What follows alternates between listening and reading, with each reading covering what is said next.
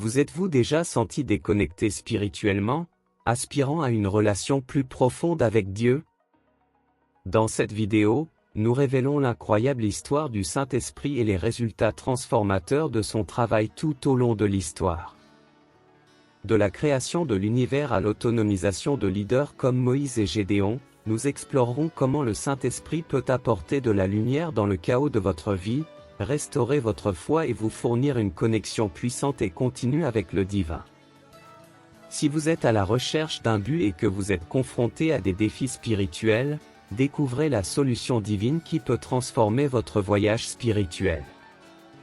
Préparez-vous à vivre une expérience qui touchera votre cœur et renouvellera votre foi. Si vous n'êtes pas encore abonné, cliquez sur le bouton d'abonnement et suivez nos nouveaux contenus. L'histoire du Saint-Esprit est fascinante et profondément liée au récit de la création. Dès les premières pages de la Bible, le Saint-Esprit est présenté comme une force active et dynamique. Imaginez les scènes décrites dans le livre de la Genèse, le monde était informe et vide, couvert de ténèbres.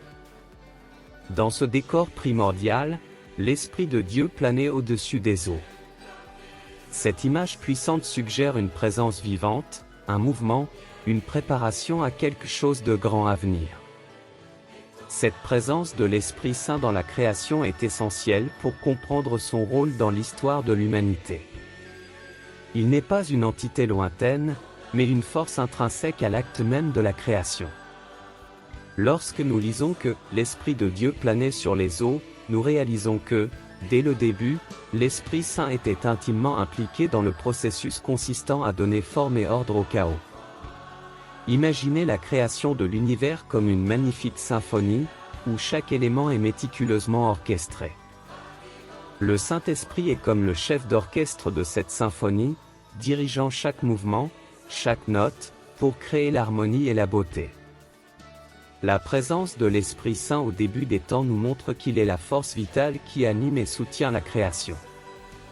Lorsque Dieu a dit que la lumière soit, c'est le Saint-Esprit qui a fait naître cette lumière. Et il ne s'agissait pas seulement d'une lumière physique, mais aussi d'une lumière spirituelle, préfiguration du rôle éclairant de l'Esprit Saint tout au long de l'histoire.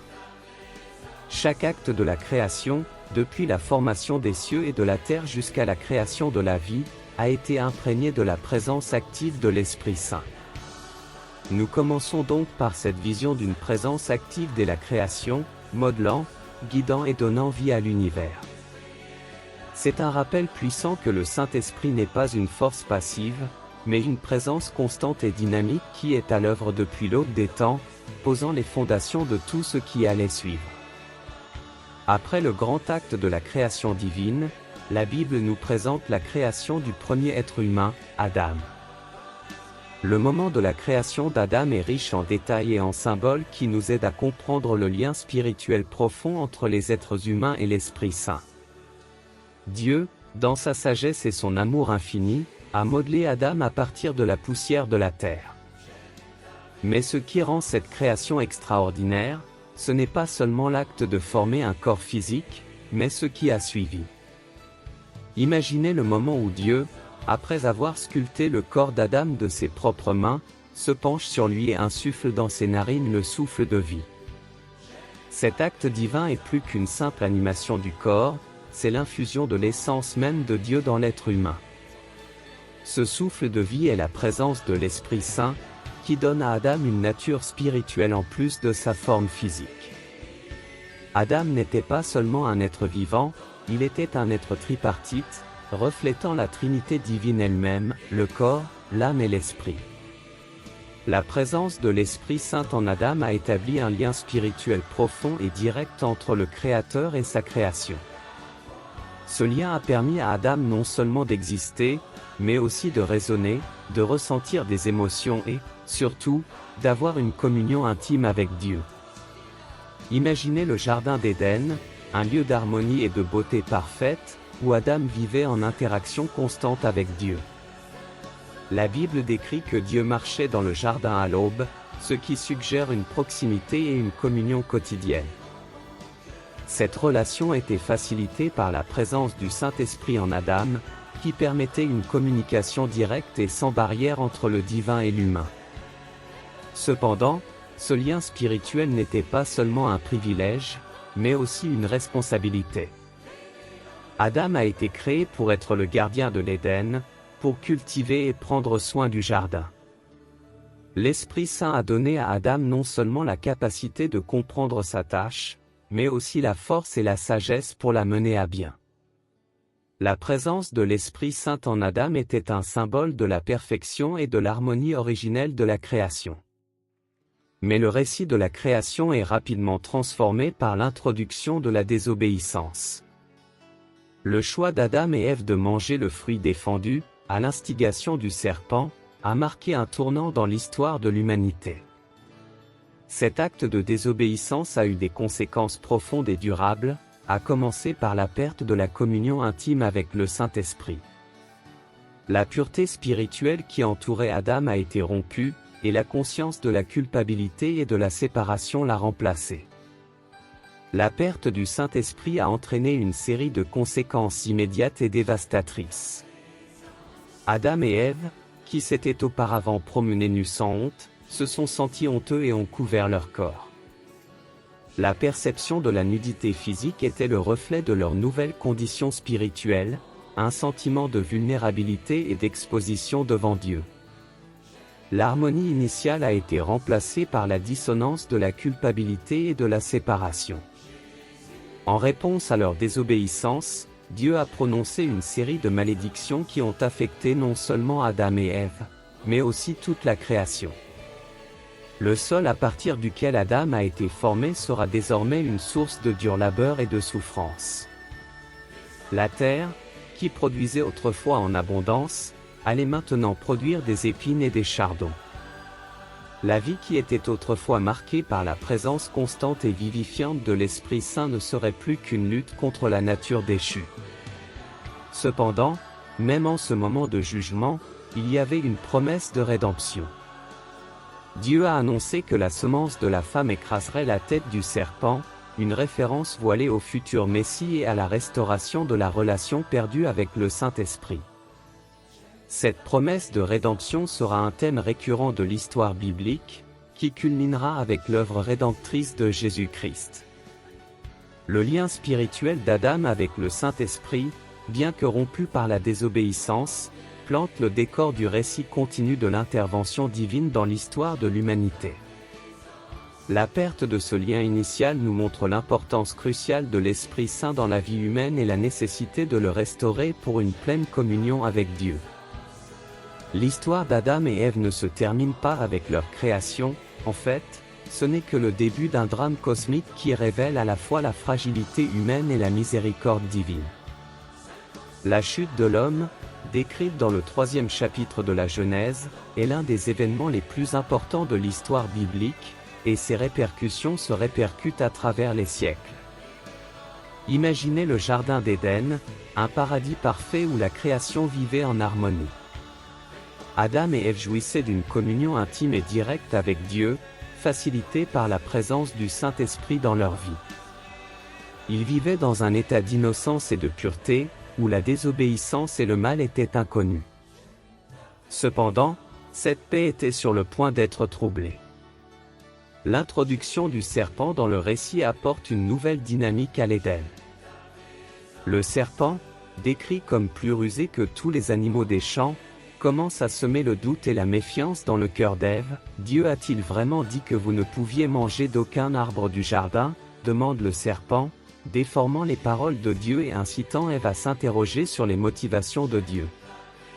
La tentation à laquelle Ève est confrontée est complexe. L'arbre de la connaissance du bien et du mal était attirant à l'œil, souhaitable pour acquérir de la sagesse. Le fait de manger le fruit défendu symbolise une tentative d'autonomie, un choix de se fier à son propre jugement au lieu d'obéir à l'ordre de Dieu.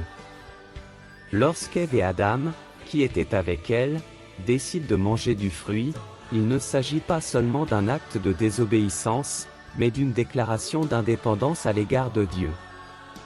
Immédiatement après avoir mangé le fruit, quelque chose de fondamental change. La Bible nous dit que leurs yeux se sont ouverts et qu'ils se sont rendus compte qu'ils étaient nus.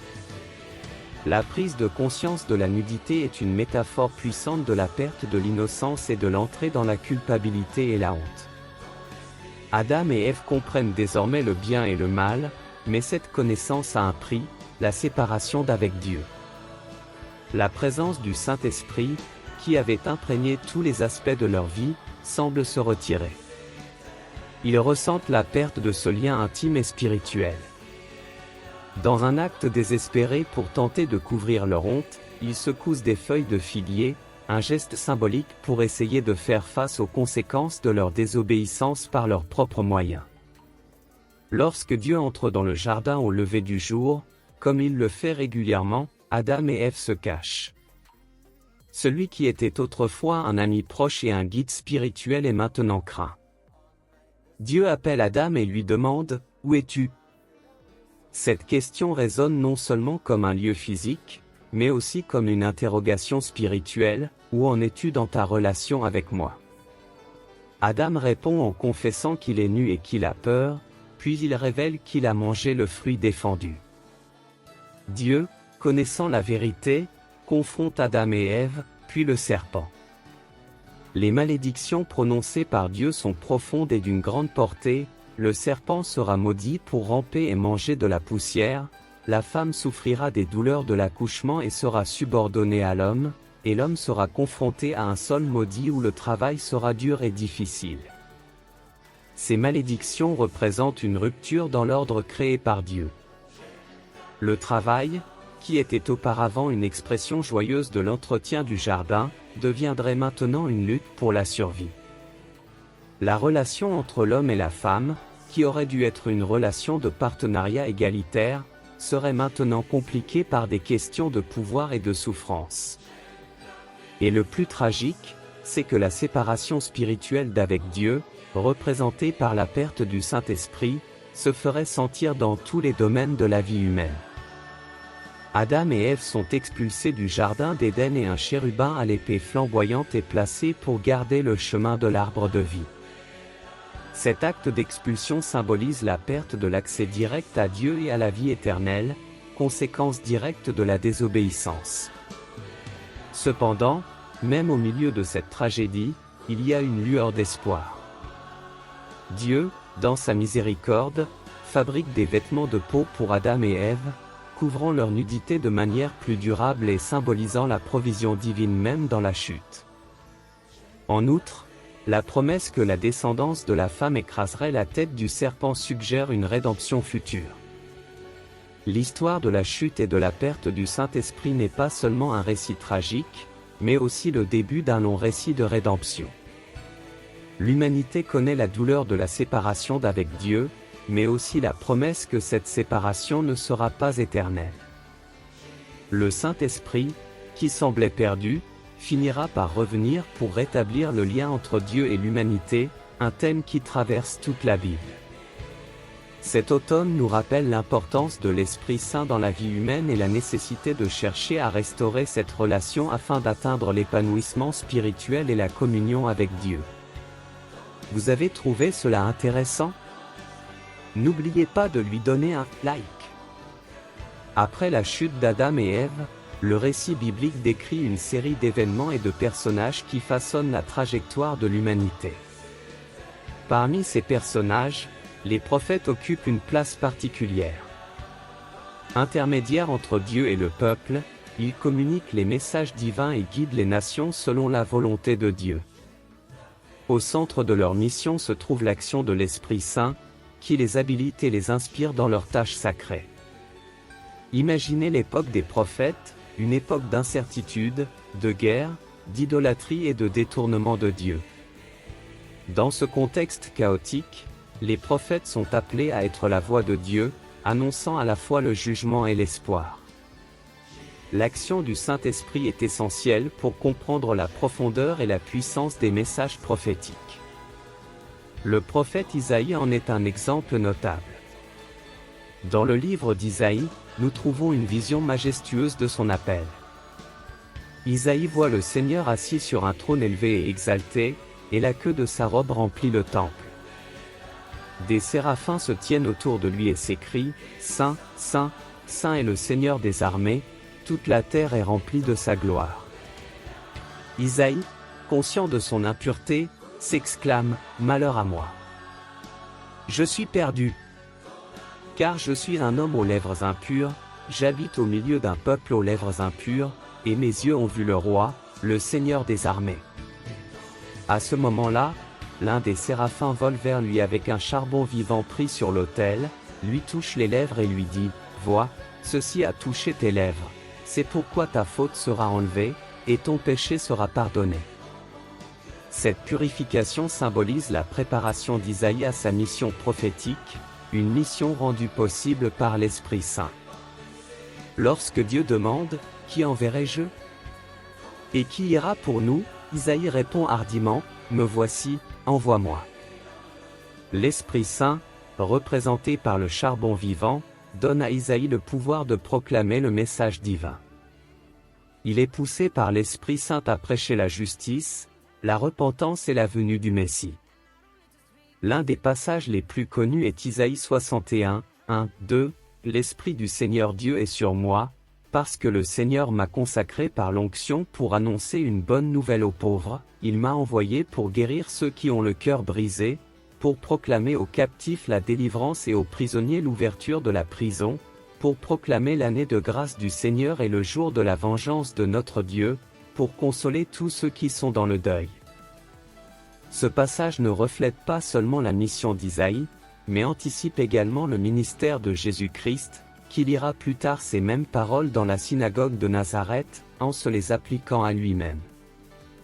L'Esprit Saint qui a oint Isaïe est le même que celui qui a oint Jésus, montrant ainsi la continuité et la profondeur de l'action divine à travers les siècles.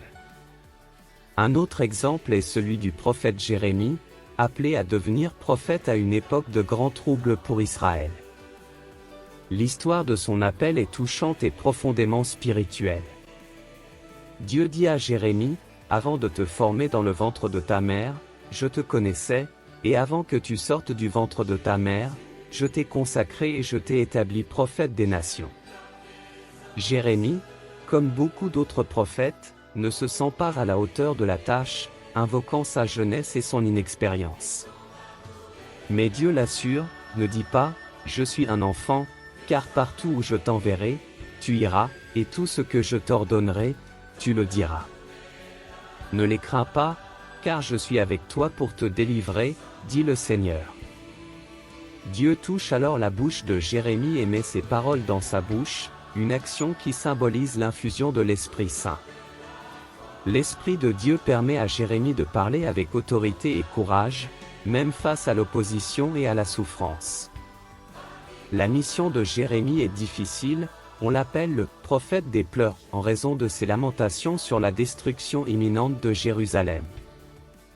Mais même au milieu de sa tristesse, la présence de l'Esprit Saint lui donne force et espoir. Jérémie, comme Ésaïe, apporte également des messages d'espoir et de renouveau. Dans Jérémie 31, 33 à 34, il proclame, « Voici l'alliance que je conclurai avec la maison d'Israël en ces jours-là, dit le Seigneur, je mettrai ma loi au-dedans d'eux et je l'écrirai sur leur cœur. Je serai leur Dieu et ils seront mon peuple. Ils n'enseigneront plus à chacun son prochain et à chacun son frère, en disant, connaissez le Seigneur, car tous me connaîtront, depuis le plus petit jusqu'au plus grand, dit le Seigneur, car je pardonnerai leur iniquité, et je ne me souviendrai plus de leurs péchés. » Cette promesse d'une nouvelle alliance, inscrite dans le cœur des hommes, renvoie à l'œuvre régénératrice de l'Esprit Saint, qui transforme les cœurs et les esprits, préparant ainsi le chemin de la rédemption finale en Christ. Les prophètes de l'Ancien Testament, poussés par l'Esprit Saint, jouent un rôle crucial dans l'histoire du salut. Ils ne se contentent pas de dénoncer le péché et l'injustice, mais montrent aussi l'espoir de la rédemption et de la restauration. Leur vie et leur message sont de puissants témoignages de l'action permanente de l'Esprit Saint, qui guide et inspire le peuple de Dieu. Cette compréhension nous amène à reconnaître l'importance de l'inspiration prophétique et de l'Esprit Saint dans la conduite de l'histoire sacrée, montrant comment Dieu, par son esprit, continue de parler et d'agir au sein de l'humanité.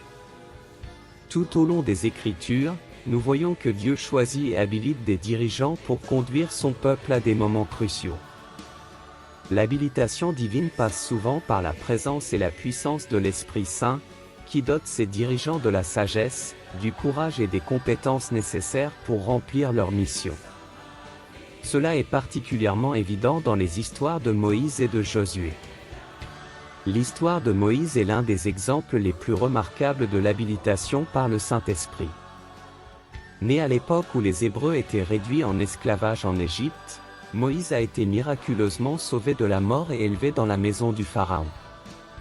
Après une période d'exil dans le désert, Dieu l'a appelé à une tâche monumentale, libérer le peuple d'Israël de l'oppression égyptienne.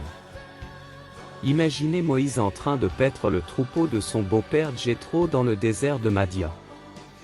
Un jour, il voit un buisson ardent qui ne se consume pas. Curieux, Moïse s'en approche et Dieu l'appelle du milieu du buisson ardent. Dieu se révèle à Moïse et lui donne pour mission de retourner en Égypte et de conduire la libération de son peuple. Moïse, conscient de ses limites et peu sûr de ses capacités, hésite. Il exprime ses doutes à Dieu: qui suis-je pour aller trouver Pharaon et faire sortir les Israélites d'Égypte? Dieu lui répond par une promesse puissante: je serai avec toi. Cette promesse n'est pas seulement une garantie de présence, mais aussi de puissance divine par l'intermédiaire de l'Esprit Saint. Dieu donne à Moïse des signes pour prouver son autorité, comme la transformation d'un bâton en serpent et de sa main saine en une main lépreuse qui est ensuite restaurée. Ces signes sont des manifestations de la puissance de l'Esprit Saint agissant à travers Moïse. Tout au long de sa mission, l'action du Saint-Esprit est évidente. Depuis les rencontres avec Pharaon, où Moïse accomplit des miracles et des plaies, jusqu'à la traversée de la mer Rouge, où il tend son bâton et où la mer s'ouvre, nous voyons la main de l'Esprit Saint guider et habiliter chaque étape. C'est la présence constante de l'Esprit Saint qui permet à Moïse de relever d'énormes défis et de conduire les Israélites sur le chemin de la liberté. Un autre moment crucial de la vie de Moïse, qui met en lumière l'action de l'Esprit Saint, est la remise des 10 commandements sur le mont Sinaï. Moïse est monté sur la montagne et y est resté pendant 40 jours et 40 nuits, en communion directe avec Dieu. Pendant ce temps, Dieu lui donne les tables de la loi, écrites par le doigt de Dieu. La présence de l'Esprit Saint est ici tangible, permettant à Moïse de recevoir et de transmettre les lois divines qui seront à la base de la vie religieuse et morale d'Israël. Lorsque Moïse descendit de la montagne, son visage resplendit en raison de sa proximité avec la gloire divine, signe visible de l'action de l'Esprit Saint. Ce rayonnement était si intense que Moïse dut se couvrir le visage d'un voile pour parler au peuple, révélant ainsi la transformation qu'opère la présence de l'Esprit Saint. Après la mort de Moïse, Josué est choisi pour conduire Israël à la conquête de la terre promise. La transition du leadership est marquée par le transfert à Josué de l'Esprit Saint qui reposait sur Moïse. Dieu dit à Josué: comme j'ai été avec Moïse, je serai avec toi, je ne te quitterai pas et je ne t'abandonnerai pas. Cette promesse est la continuation de l'autorité divine que Josué recevra par l'intermédiaire du Saint-Esprit. En tant que chef, Josué est confronté à d'énormes défis. La conquête de Canaan n'est pas seulement une campagne militaire, mais une mission spirituelle. La première tâche importante de Josué est de prendre Jéricho, une ville lourdement fortifiée. La stratégie divine, révélée par le Saint-Esprit, est particulière: marcher autour de la ville pendant 6 jours en sonnant des trompettes. Le 7e jour, ils font 7 fois le tour de la ville et, au son des trompettes et aux cris du peuple, les murailles s'écroulent. Cette stratégie, qui défie la logique militaire, est un acte de foi et d'obéissance à l'Esprit Saint. Josué suit les instructions et, comme promis, les murs tombent, permettant la conquête de Jéricho. Cet événement démontre non seulement l'obéissance de Josué, mais aussi l'action puissante du Saint-Esprit, qui transforme la foi et l'obéissance en une victoire tangible. Outre Moïse et Josué, de nombreux autres dirigeants bibliques ont été habilités par le Saint-Esprit. Des juges comme Gédéon et Samson, des rois comme David et Salomon, et des prophètes comme Samuel et Élie ont tous fait l'expérience de la présence habilitante du Saint-Esprit. Gédéon, par exemple, a été appelé à délivrer Israël des Madianites. Au début, il était plein de doutes et de craintes. Mais le Saint-Esprit s'est manifesté de manière unique, comme le signe de la toison, pour renforcer sa foi et sa confiance. Samson, un autre juge, a reçu une force surnaturelle de l'Esprit Saint pour accomplir des exploits extraordinaires, comme tuer un lion à main nue et abattre le temple des Philistins. David, le roi selon le cœur de Dieu, a reçu l'onction du Saint-Esprit, ce qui lui a permis de gouverner Israël avec sagesse et justice, et l'a inspiré pour composer de nombreux psaumes qui sont encore aujourd'hui une source de réconfort et d'inspiration spirituelle. Salomon, le fils de David, a demandé à Dieu la sagesse pour gouverner, et Dieu lui a accordé non seulement la sagesse, mais aussi la richesse et l'honneur. La sagesse de Salomon, inspirée par le Saint-Esprit, est célèbre et a influencé des générations. Il est l'auteur de nombreux proverbes et de l'Ecclésiaste, des textes qui explorent les profondeurs de la vie et la relation avec Dieu. L'habilitation des dirigeants bibliques par le Saint-Esprit est une constante dans le récit biblique, montrant comment Dieu choisit, appelle et équipe des personnes ordinaires pour accomplir sa volonté. Le Saint-Esprit ne donne pas seulement le pouvoir et la capacité, mais il guide, réconforte et inspire, rendant possible l'accomplissement de tâches qui seraient autrement impossibles. Cette habilitation divine par le Saint-Esprit est toujours d'actualité et nous rappelle que, quels que soient les défis auxquels nous sommes confrontés, la présence du Saint-Esprit dans nos vies nous permet d'accomplir le dessein de Dieu. L'histoire de Gédéon, que l'on trouve dans le livre des Juges, est un récit inspirant qui montre comment Dieu choisit et habilite des leaders apparemment improbables à accomplir ses desseins. Le récit met en lumière l'intervention directe du Saint-Esprit, qui donne à Gédéon les moyens de relever des défis gigantesques et de libérer Israël de l'oppression des Madianites. Pour comprendre l'histoire de Gédéon, nous devons d'abord comprendre le contexte dans lequel il a vécu. Israël, à l'époque des juges, était confronté à un cycle répétitif de péché, d'oppression, de repentance et de délivrance. Les Israélites, après s'être détournés de Dieu, tombaient entre les mains de leurs ennemis, appelaient Dieu à l'aide et celui-ci suscitait un juge pour les délivrer. À l'époque de Gédéon, les Madianites avaient opprimé Israël pendant 7 ans. Ils avaient pillé les récoltes et détruit les moyens de subsistance des Israélites, les laissant dans une grande souffrance et une grande pauvreté. Gédéon est d'abord présenté en train de battre du blé dans un pressoir, un endroit inhabituel pour cette activité, ce qui indique qu'il cachait le blé aux Madianites. C'est à ce moment-là que l'ange du Seigneur lui apparaît et le salue en disant « Le Seigneur est avec toi, vaillant homme ». Cette salutation semble ironique à première vue, compte tenu de la situation désespérée et de la timidité apparente de Gédéon. Gédéon répond par le doute et le scepticisme, se demandant où sont les merveilles que ses ancêtres lui avaient racontées sur la puissance de Dieu.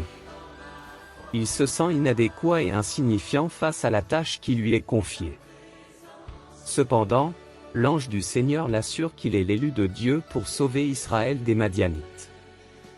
Comme beaucoup d'autres avant et après lui, Gédéon cherche à confirmer l'appel divin. Il demande à l'ange un signe et prépare une offrande. Lorsque l'ange touche l'offrande du bout de son bâton, un feu sort du rocher et consume l'offrande, confirmant la présence divine. Pourtant, Gédéon demande d'autres signes.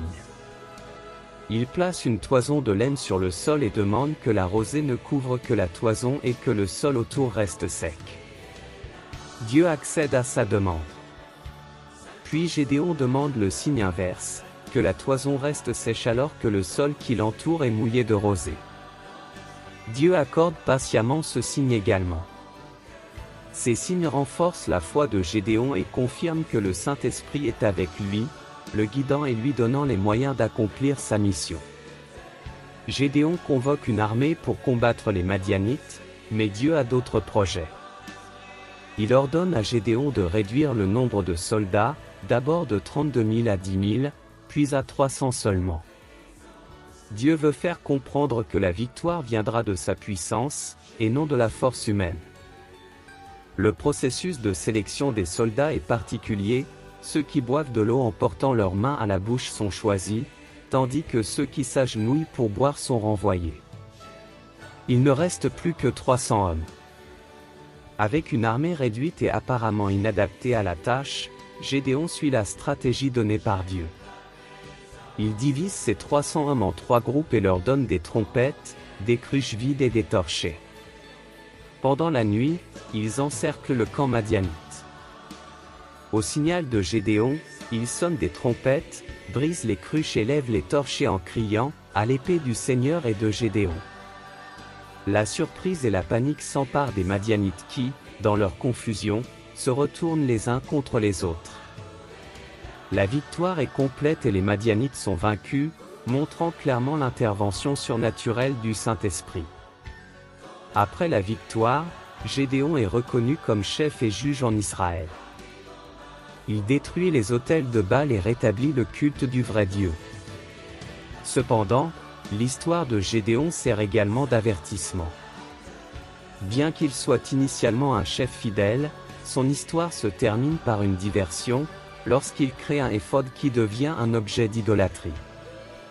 Cela nous rappelle que la fidélité à Dieu doit être constamment entretenue et que le Saint-Esprit peut nous guider et nous corriger, mais qu'il exige aussi notre obéissance permanente. L'histoire de Gédéon est un témoignage de la puissance de l'Esprit Saint. Depuis les signes qui ont confirmé son appel, en passant par la réduction miraculeuse de l'armée jusqu'à l'impossible victoire, nous voyons le Saint-Esprit à l'œuvre à chaque étape. Le Saint-Esprit a non seulement permis à Gédéon de diriger, mais il lui a aussi donné le courage et la foi de suivre les instructions divines, même lorsqu'elles semblaient illogiques. La vie de Gédéon montre que Dieu peut utiliser n'importe qui, quelle que soit sa faiblesse apparente, pour accomplir ses desseins. La clé est l'obéissance et la confiance dans la présence de l'Esprit Saint. Ce récit encourage tous les croyants à faire confiance à la puissance de Dieu dans leur propre vie, en se rappelant qu'avec le Saint-Esprit, nous pouvons affronter et surmonter n'importe quel défi. La conception virginale de Jésus est l'un des mystères les plus profonds et les plus significatifs de la foi chrétienne, marquant l'intervention directe et miraculeuse de l'Esprit Saint dans l'histoire de l'humanité. Cet événement souligne non seulement la divinité de Jésus, mais aussi la pureté et le caractère unique de sa mission rédemptrice. L'histoire commence par l'annonce de l'ange Gabriel à Marie, une jeune vierge qui vivait dans la petite ville de Nazareth. Gabriel, l'un des plus importants messagers de Dieu, apparaît à Marie et la salue en disant « Réjouis-toi, pleine de grâce, le Seigneur est avec toi. Le Seigneur est avec toi. » Cette salutation surprend Marie et Gabriel la rassure en lui disant qu'elle a trouvé grâce auprès de Dieu. Gabriel lui révèle ensuite le message divin, « Voici que tu concevras et enfanteras un fils, que tu appelleras du nom de Jésus. Il sera grand et sera appelé Fils du Très-Haut, le Seigneur Dieu lui donnera le trône de son père David, il régnera sur la maison de Jacob pour toujours, et son règne n'aura pas de fin. » Marie, encore troublée, demande à l'ange, « Comment cela se fera-t-il, puisque je ne connais personne ?» La réponse de Gabriel est essentielle pour comprendre l'action de l'Esprit Saint, « L'Esprit Saint viendra sur toi, et la puissance du Très-Haut te couvrira de son ombre, c'est pourquoi le Saint qui va naître sera aussi appelé Fils de Dieu. » La conception de Jésus est un miracle qui transcende les lois naturelles. L'Esprit Saint descend sur Marie et la puissance du Très-Haut l'entoure. Cette action divine est décrite dans un langage qui évoque la présence puissante et créatrice de Dieu. Le terme « ombre » utilisé par Gabriel rappelle la nuée de gloire qui accompagnait le peuple d'Israël dans le désert et remplissait le temple, symbolisant la présence de Dieu. En affirmant que Jésus serait conçu par l'Esprit Saint, la Bible souligne la nature divine de Jésus dès sa conception. Il n'est pas seulement un grand prophète ou un saint homme, mais le Fils même de Dieu, conçu de manière pure et immaculée, sans la participation de l'homme. Cet acte miraculeux garantit que Jésus naît sans péché, capable d'accomplir sa mission de Rédempteur. La réponse de Marie à l'annonce de Gabriel est un exemple de foi et de soumission totale à la volonté de Dieu. Voici la servante du Seigneur, qu'il me soit fait selon ta parole. Par ces mots, Marie accepte son rôle dans le plan de Dieu, faisant preuve d'une foi inébranlable et d'une volonté d'être l'instrument de Dieu, malgré les éventuelles conséquences sociales et personnelles. La volonté de Marie est récompensée par une visite à sa cousine Élisabeth. En entendant la salutation de Marie, le bébé dans le ventre d'Élisabeth bondit, et Élisabeth, remplie de l'Esprit Saint, s'exclame : « Tu es bénie entre toutes les femmes, et le fruit de tes entrailles est béni. Et d'où me vient que la mère de mon Seigneur vienne me voir ? » Par l'Esprit Saint, Élisabeth a reconnu l'importance et la sainteté de ce qui arrivait à Marie. La conception virginale n'est que le début de l'œuvre de l'Esprit Saint dans la vie de Jésus. Depuis avant sa naissance jusqu'au début de son ministère public, l'Esprit Saint est constamment présent. Lorsque Marie rend visite à Élisabeth, l'Esprit Saint lui révèle la vérité sur l'enfant qu'elle porte, montrant qu'il guide et confirme la mission divine à chaque étape. Plus tard, lors du baptême de Jésus, le Saint-Esprit descend sur lui sous la forme d'une colombe, symbolisant l'onction divine pour la mission à venir. Cet événement marque le début du ministère public de Jésus, qui prêchera, guérira et accomplira des miracles, toujours sous la direction et la puissance de l'Esprit Saint. La conception virginale est l'un des piliers de la doctrine chrétienne sur la nature du Christ.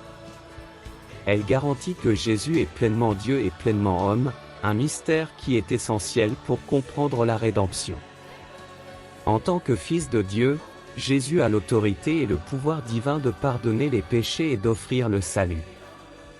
En tant que Fils de Marie, il partage notre humanité et peut donc s'identifier pleinement à nos faiblesses et à nos tentations, même s'il est sans péché. Cette conception met également l'accent sur l'œuvre régénératrice du Saint-Esprit.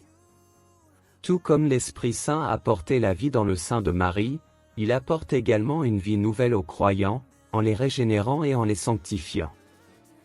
L'action de l'Esprit Saint dans la conception de Jésus préfigure la nouvelle création qu'il opère dans ceux qui croient. La conception virginale de Jésus par l'Esprit Saint est un événement d'une profonde signification spirituelle et théologique. Elle révèle l'intervention miraculeuse de Dieu dans l'histoire, l'accomplissement des prophéties messianiques et le début de l'œuvre rédemptrice du Christ. La présence et l'action de l'Esprit Saint sont fondamentales pour comprendre qui est Jésus et la mission qu'il est venu accomplir. Ce moment nous enseigne que Dieu est fidèle à ses promesses et qu'il est important de s'ouvrir à l'action de l'Esprit Saint dans nos vies, en lui permettant d'accomplir des miracles et de nous rendre capables d'accomplir la volonté de Dieu, comme il l'a fait avec Marie. Vous vous sentez concerné par cette histoire ? Donnez-lui un like. Le baptême de Jésus dans le Jourdain est un événement crucial dans le récit de l'Évangile, qui marque le début de son ministère public. Cet événement ne valide pas seulement la mission de Jésus, mais démontre également l'action puissante du Saint-Esprit, révélant la Trinité à l'œuvre et établissant un modèle pour la vie spirituelle des croyants. Jean le Baptiste, un prophète connu pour sa prédication sur la repentance et le baptême d'eau, se trouvait sur les rives du Jourdain. Il préparait la voie au Messie, appelant les gens à la repentance et annonçant la venue de quelqu'un de plus grand que lui, dont il n'était pas digne de délier la sandale. Jean dit : « Je vous baptise d'eau pour la repentance, mais celui qui vient après moi est plus puissant que moi, et je ne suis pas digne de porter ses sandales.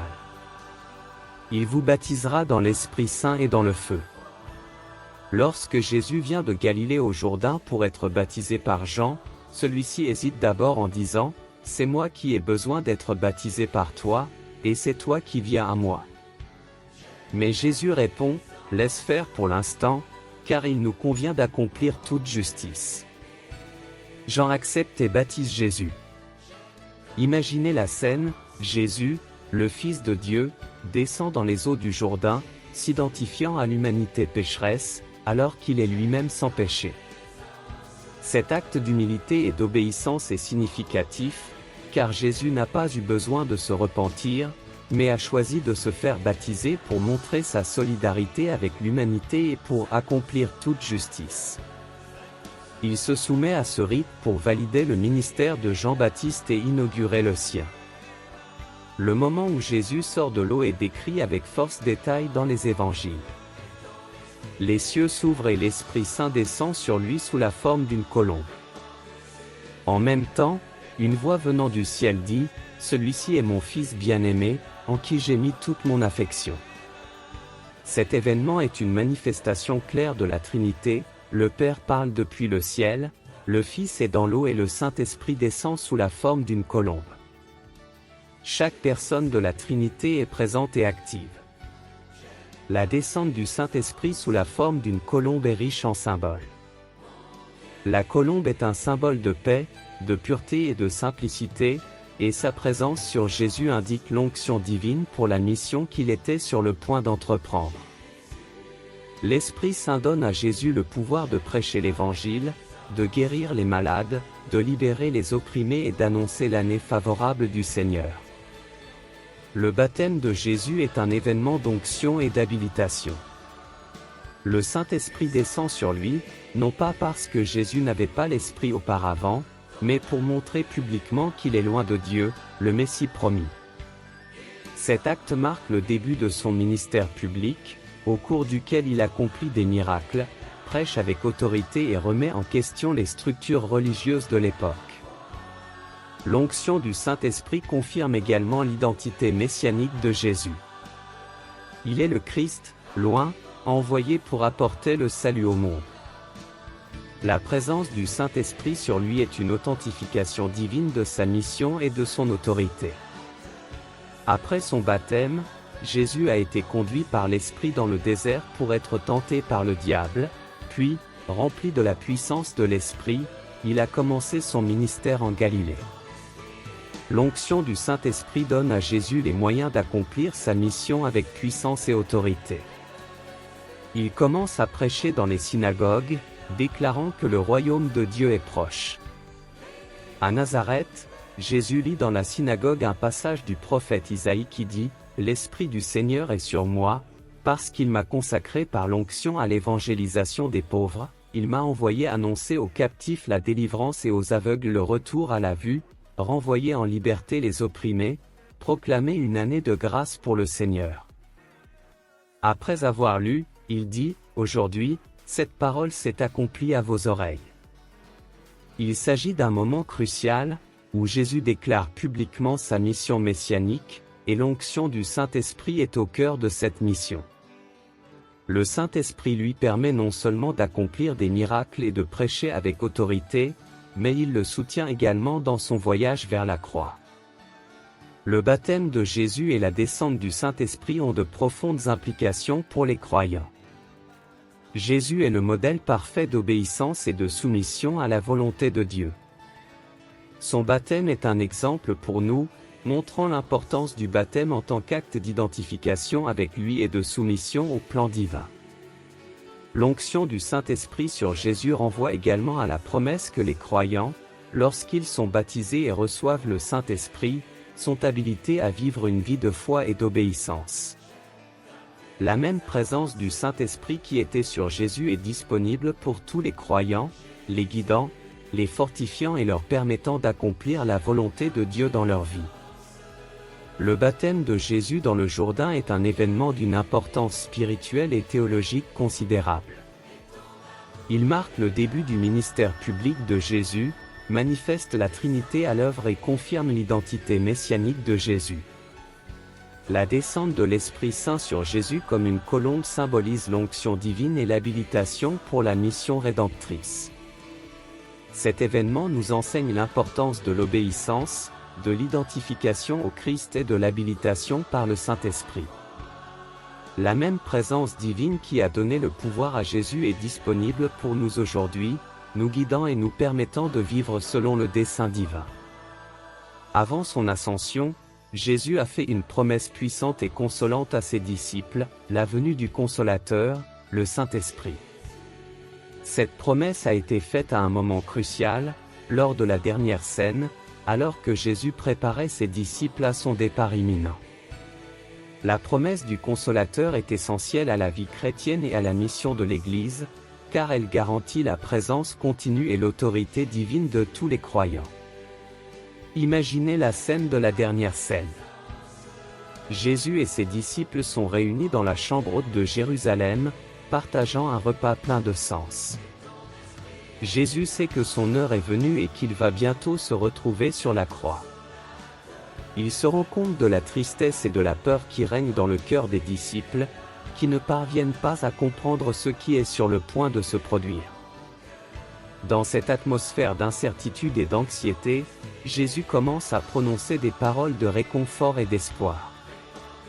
En Jean 14, 16 à 17, Jésus dit, « Et moi, je prierai le Père, et il vous donnera un autre consolateur, afin qu'il demeure éternellement avec vous, l'Esprit de vérité, que le monde ne peut recevoir, parce qu'il ne le voit point et ne le connaît point, mais vous, vous le connaissez, car il demeure avec vous, et il sera en vous. » Ici, Jésus introduit l'idée d'un autre consolateur, paraclet en grec, indiquant quelqu'un qui serait comme lui, continuant son travail et sa présence parmi les disciples. Le mot « consolateur », paraclet, désigne quelqu'un qui est appelé à être aux côtés de quelqu'un, un assistant, un conseiller, un défenseur, un intercesseur. Le Saint-Esprit, en tant que consolateur, remplit toutes ces fonctions. Il est envoyé pour être avec les croyants de manière permanente, non seulement comme une présence temporaire, mais pour demeurer en permanence avec eux et en eux. Le Saint-Esprit est décrit comme « l'Esprit de vérité », ce qui souligne sa fonction de guider les croyants dans toute la vérité. Il révèle et clarifie la vérité de Dieu, en rappelant les paroles de Jésus et en aidant les croyants à comprendre les Écritures et la volonté de Dieu pour leur vie. La présence du Saint-Esprit garantit que les croyants ne seront jamais seuls, quelles que soient les circonstances. En Jean 16.13, Jésus déclare, « Quand il sera venu, l'Esprit de vérité, il vous conduira dans toute la vérité, car il ne parlera pas de son propre chef, mais il dira tout ce qu'il aura entendu, et il vous annoncera les choses à venir. » Cette promesse souligne le rôle du Saint-Esprit en tant que guide et enseignant. Non seulement il rappelle les enseignements de Jésus, mais il éclaire aussi l'esprit des croyants, les aidant à comprendre et à appliquer ces vérités dans leur vie quotidienne. Le Saint-Esprit joue également le rôle de prophète, annonçant ce qui est à venir. Il donne le discernement et la direction, aidant les croyants à naviguer dans les complexités de la vie avec la sagesse divine. Cette guidance permanente est une source de réconfort et de sécurité, sachant que le Saint-Esprit est toujours là pour guider et aider. Une autre fonction cruciale du Saint-Esprit est la conviction de péché, de justice et de jugement. Dans Jean 16.8 à 11, Jésus dit, « Quand il sera venu, il convaincra le monde de péché, de justice et de jugement. De péché, parce qu'il ne croit pas en moi, de justice, parce que je vais vers mon Père et que vous ne me verrez plus, et de jugement, parce que le dominateur de ce monde a été jugé. » Le Saint-Esprit agit dans le cœur des gens, les convainquant de la nécessité de se repentir et de la vérité sur Jésus. Il transforme les vies en régénérant les cœurs, en sanctifiant les croyants et en les modelant à l'image du Christ. Ce travail interne est fondamental pour la vie chrétienne, car sans l'action du Saint-Esprit, les croyants seraient incapables de vivre selon les normes divines. L'une des promesses les plus réconfortantes de Jésus est que le Saint-Esprit sera avec les croyants pour toujours. Dans Jean 14h18, Jésus déclare, « Je ne vous laisserai pas orphelins, je reviendrai vers vous. » Bien que Jésus soit sur le point de quitter physiquement ses disciples, il les assure qu'il ne les laissera pas seuls. Le Saint-Esprit viendra combler le vide laissé par son départ, apportant la présence continue de Dieu aux croyants. Cette promesse s'accomplit de manière spectaculaire le jour de la Pentecôte, décrit dans Actes 2. Les disciples sont réunis en un même lieu, et soudain un bruit comme celui d'un vent impétueux envahit la maison, et des langues de feu tombent sur chacun d'entre eux. Ils sont tous remplis de l'Esprit Saint et commencent à parler en d'autres langues, à mesure que l'Esprit leur donne la parole. Cet événement marque le début de l'Église et la puissante manifestation de la présence du Saint-Esprit. Avec la venue du Saint-Esprit, la mission de Jésus se poursuit d'une manière élargie. Le Saint-Esprit permet aux croyants d'être les témoins de Jésus à Jérusalem, dans toute la Judée et la Samarie, et jusqu'aux extrémités de la terre, Actes 1h8. Il renforce la proclamation de l'Évangile, accomplit des signes et des prodiges et transforme des vies. L'action du Saint-Esprit garantit que le message de Jésus et l'œuvre rédemptrice de Dieu se répandent sur toute la terre. La promesse du Consolateur est aussi pertinente aujourd'hui qu'elle l'était pour les premiers disciples.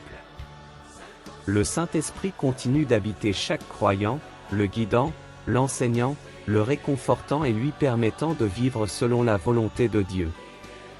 Sa présence est une garantie de la fidélité de Dieu et une ressource inestimable pour faire face aux défis de la vie chrétienne. L'action du Saint-Esprit unit également les croyants dans la communion, formant l'Église comme un corps unique, diversifié et interdépendant. Il distribue les dons spirituels, permettant à chaque croyant de contribuer à la croissance et à l'édification du corps du Christ. La présence continue du Saint-Esprit est une source d'encouragement et de force, garantissant que les croyants ne sont jamais seuls sur leur chemin de foi. La promesse du Consolateur est l'une des plus grandes garanties données par Jésus à ses disciples. Le Saint-Esprit, en tant que consolateur, guide, enseignant et transformateur, joue un rôle central dans la vie de chaque croyant, lui permettant de vivre et d'accomplir la mission divine. La présence permanente du Saint-Esprit est un témoignage de la fidélité de Dieu et une source continue de réconfort, d'orientation et de puissance. L'universalité de l'Esprit Saint après la Pentecôte est l'une des étapes les plus importantes de l'histoire de l'Église chrétienne. Cet événement ne marque pas seulement l'accomplissement des promesses de Jésus concernant la venue du Consolateur, mais établit également un nouveau paradigme pour la relation entre Dieu et l'humanité, soulignant l'accessibilité et l'inclusivité du Saint-Esprit pour tous les croyants, sans distinction de race, de sexe ou de statut social. La Pentecôte, célébrée 50 jours après la Pâque, était à l'origine une fête juive commémorant la récolte et le don de la loi sur le mont Sinaï. Cependant, pour les premiers chrétiens, ce jour a pris une nouvelle signification, le moment où le Saint-Esprit a été déversé sur les disciples de Jésus d'une manière puissante et transformatrice. Les disciples étaient rassemblés à Jérusalem, obéissant à l'instruction de Jésus d'attendre la promesse du Père. En Actes 2.1 à 4, nous lisons, « Le jour de la Pentecôte, ils étaient tous réunis dans un même lieu. Tout à coup, il vint du ciel un bruit comme celui d'un vent impétueux, qui remplit toute la maison où ils étaient assis. Des langues semblables à des langues de feu apparurent, se répandirent parmi eux et tombèrent sur chacun d'eux. Ils furent tous remplis du Saint-Esprit et se mirent à parler en d'autres langues, selon que l'Esprit leur donnait de s'exprimer. » La descente du Saint-Esprit à la Pentecôte s'accompagne de signes visibles et audibles, un bruit comme celui d'un vent impétueux et des langues de feu tombant sur chaque disciple. Ces signes indiquent la présence et la puissance de Dieu, ainsi que l'habilitation divine pour la mission à venir. Le don de parler en d'autres langues permet aux disciples de proclamer les merveilles de Dieu à une foule de personnes de différentes nations rassemblées à Jérusalem. L'impact immédiat est remarquable. Des personnes d'origines ethniques et linguistiques diverses entendent les disciples parler dans leur langue maternelle et sont stupéfaites. Ce phénomène souligne l'universalité de l'Esprit Saint, il est répandu sur tous les peuples, indépendamment de leur langue ou de leur culture. Pierre, dans son sermon à la Pentecôte, cite la prophétie de Joël pour expliquer ce qui se passe. Dans les derniers jours, dit le Seigneur, je répandrai mon esprit sur toute chair, vos fils et vos filles prophétiseront, vos jeunes gens auront des visions et vos vieillards des songes. AC 2,17. La prophétie de Joël, confirmée par Pierre, établit que l'Esprit Saint est pour tous, sans discrimination. Cette effusion universelle marque un changement radical dans la relation entre Dieu et l'humanité. Dans l'Ancien Testament, la présence de l'Esprit Saint était souvent limitée à certains dirigeants, prophètes, rois et juges. À la Pentecôte, nous assistons à la démocratisation de l'Esprit Saint. Il est répandu sur tous les croyants, donnant à chacun les moyens de servir et d'accomplir sa mission. Ce principe d'universalité est réitéré tout au long du livre des Actes et des Épîtres. Dans Actes 10, Pierre a une vision qui le conduit dans la maison de Corneille, un centurion romain.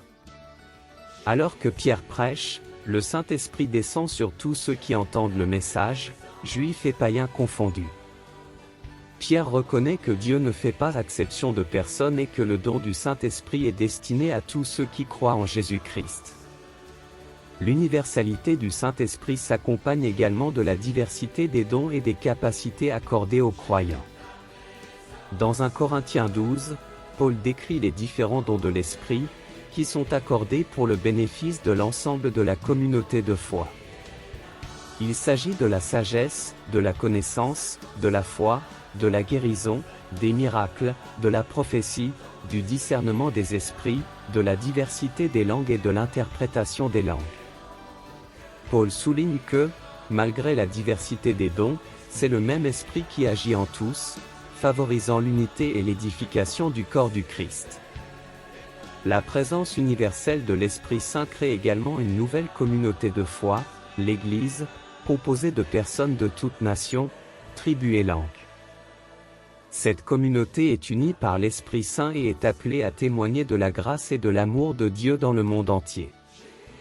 En Actes 1h08, Jésus déclare, « Mais vous recevrez une puissance, le Saint-Esprit survenant sur vous, et vous serez mes témoins à Jérusalem, dans toute la Judée et la Samarie, et jusqu'aux extrémités de la terre. » Cette mission mondiale est conduite et soutenue par le Saint-Esprit, qui guide, habilite et accompagne les croyants dans leur travail missionnaire. L'universalité du Saint-Esprit signifie également que chaque croyant, quel que soit son milieu ou sa position, peut faire l'expérience d'une vie transformée. Le Saint-Esprit ne donne pas seulement les moyens de servir, il sanctifie également, transformant le caractère et la vie des croyants à l'image du Christ. Dans Galates 5, 22-23, Paul parle du fruit de l'Esprit. Le fruit de l'Esprit, c'est l'amour, la joie, la paix, la patience, la bonté, la bienveillance, la fidélité, la douceur, la maîtrise de soi.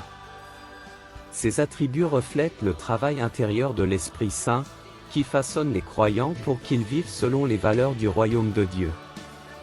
L'universalité de l'Esprit Saint après la Pentecôte est l'un des aspects les plus transformateurs de la foi chrétienne.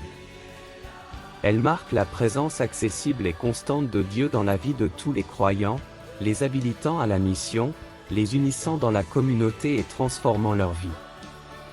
La promesse et l'effusion du Saint-Esprit témoignent de la fidélité de Dieu et de sa volonté de demeurer avec l'humanité, en nous guidant et en nous permettant de vivre selon sa volonté et d'accomplir son dessein rédempteur dans le monde. Vous avez aimé cette vidéo? Alors laissez un like, partagez-la avec vos amis et abonnez-vous à la chaîne pour plus de contenu comme celui-ci. Ça nous aide beaucoup. Merci beaucoup d'avoir été avec nous. Que Dieu vous bénisse, vous et votre famille, et à bientôt dans votre prochaine aventure.